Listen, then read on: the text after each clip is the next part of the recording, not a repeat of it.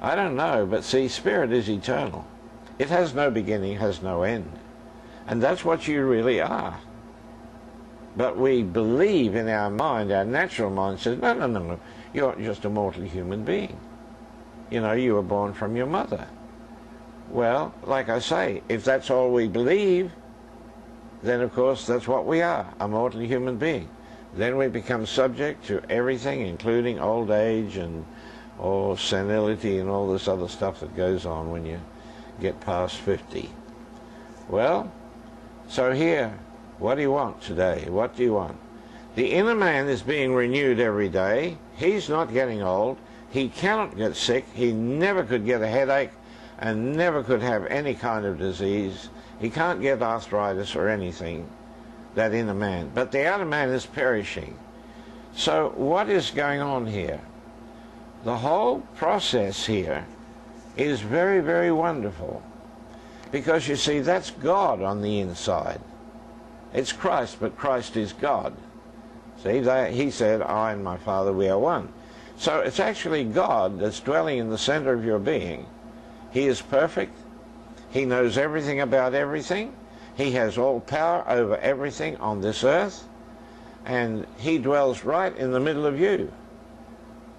But perhaps you're still living out of your outer man, who is getting older and older every day, is subject to all the sicknesses and everything else that's on the earth, subject to circumstances. You can have a car accident, you can have whatever. Why? Because that's just part of the earth. And it's part of our earth being. But the reality is this: Christ dwells in you.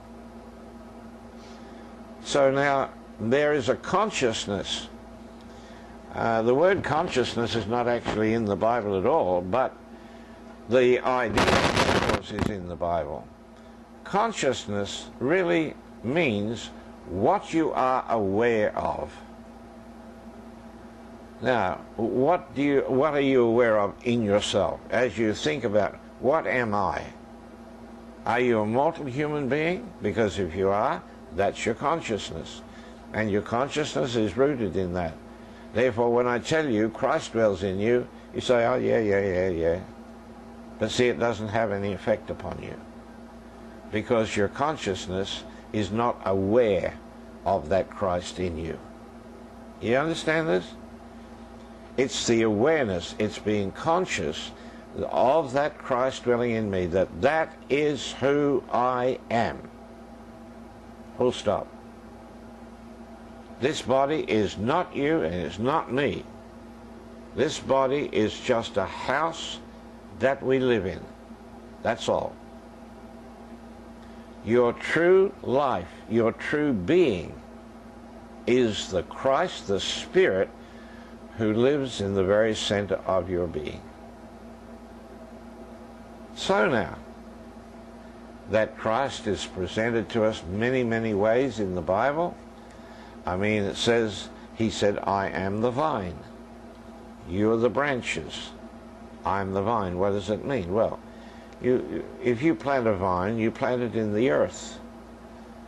So he's saying to you, he said, I'm like this vine that's planted in the earth of your being, which means your earthly body. He's planted there in that earthly body. So he puts down the roots into the earthliness of your being, and like a true plant, he draws up the minerals and whatever is in the earth, the dust of our being, whatever is in there, he draws that up as a plant, and the plant itself has the ability to transfer those minerals into living tissue. You see, if I plant a little piece of wheat in the ground, and one of my grandsons was very interested in gardening. So when he was little, I helped him dig a garden, just a little patch, you see. And I said, now, we're going to put some seed in here, and you've got to look after it. Now, these seeds need some water, and, you know, don't let any dogs get on the garden here, and, you know, look after it. So, yeah, he said, okay.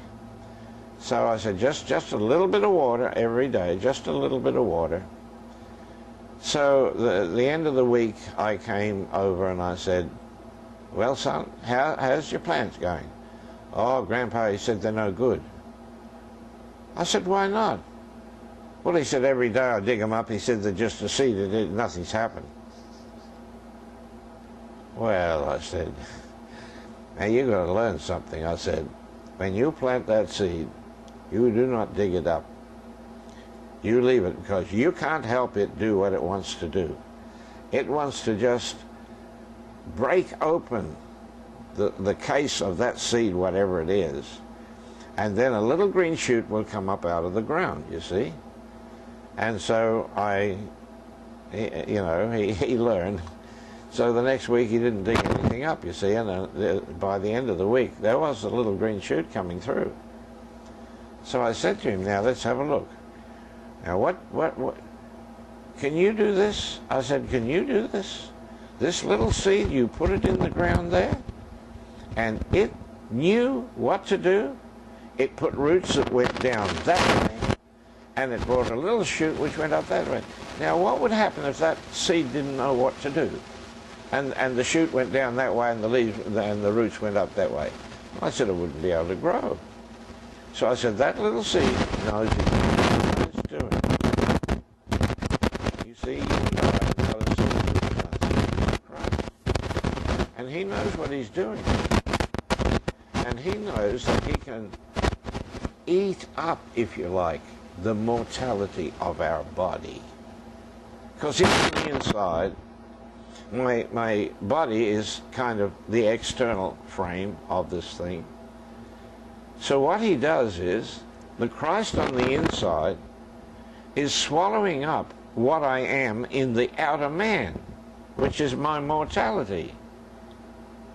And he swallows up, every day he's swallowing up more and more of my mortality, until the inner man becomes the outer man.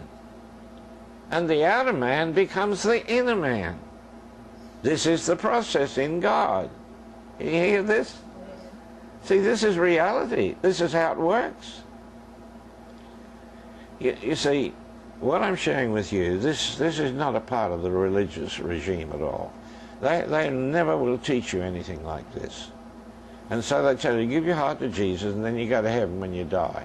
But you're going to have to put up with all the nonsense, long life's pathway and so on. This way, you're going to have a witness in yourself that, hey, I'm not part of this world really at all. I'm part of that other world. I belong to Jesus Christ. I belong to God. In other words, you're a child of God. And that witness will be in you. That witness will be in you because you will know that you are being divinely governed. You're being not only divinely governed, but you are being divinely led day by day. You see? I mean, before I leave home, I just say, Lord, I'll go anywhere where you tell me, but you must guide me. I just don't go here or there because I think that's a good idea. Father is in control, and while he's in control, everything works exactly right. And for you people here, you don't have to be doing what I'm doing. In your ordinary life, I want to tell you, the Christ in you, his whole will and purpose is to swallow up this outer man of your being, and there will be no more sickness. And he's going to put together what has fallen apart in the past.